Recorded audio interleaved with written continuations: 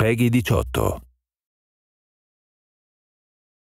You don't know how lucky you are that the Authority hasn't found you yet.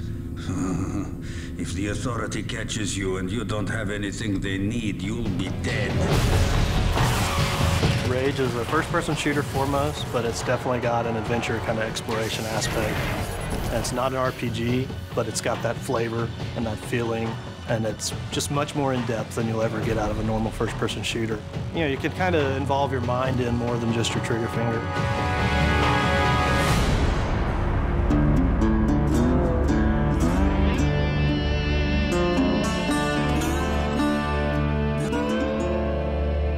Bad guys in the world, you know, we have everything. There's some bandits around the corner.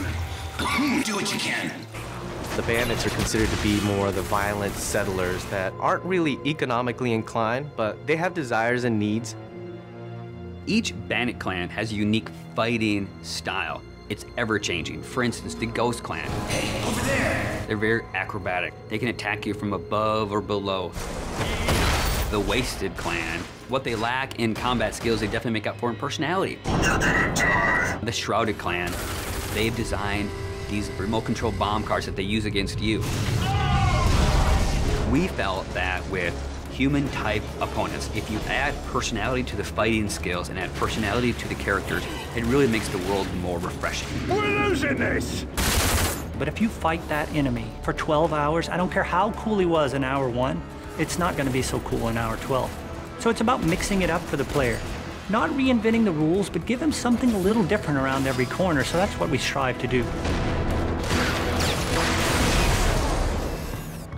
The Wasteland has a number of mutants. So there's a bit of mystery to where the mutants came from.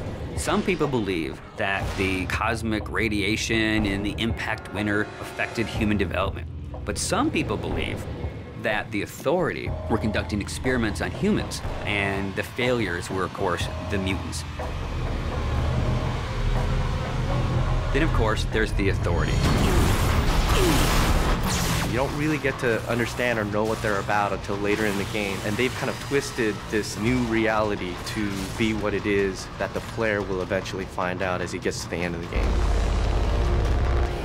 These guys are battle-hardened military badasses. They have full body armor. They can coordinate with other squads. They have heavy weapons.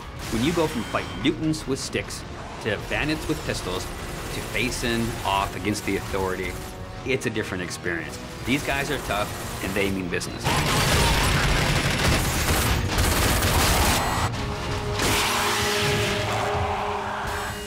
It is famous for having incredible graphics. So I wanted to have this real combat feel to it. Remember, to be of use to us, you must be able to move around freely. We decided to kind of make animations using motion capture. In Rage, we have upwards of 6,000 animations that have been created. One type of character may have 300, 400, 500 animations that go with them. By applying those animations, the character is starting to look a lot more interesting. You also look interesting. When you're actually in combat with an AI, they have multiple layers themselves. When you shoot at the enemy, they'll actually react to the shot. So they'll freak out and they get into this scramble mode where he's running around trying to save his life and then dive into cover. And this is not really scripted, it's just based on what you've done to the enemy, which will change the AI state, and then they will play these different state of animations. And you can interact with them at the time they're doing that, so it's not like they're just stuck in that particular animation. You can shoot them and kill them, and everything happens as you would expect. And all these things work seamlessly together to really make our AI stand out and feel like they're part of the world in a way that you haven't seen in a first-person shooter before. Well, enough with all that. When a player's interacting in a combat scenario, the important thing to do is give them choices. And there should never be a dead point when they're only thinking, oh, I'm just holding the trigger down to kill these guys.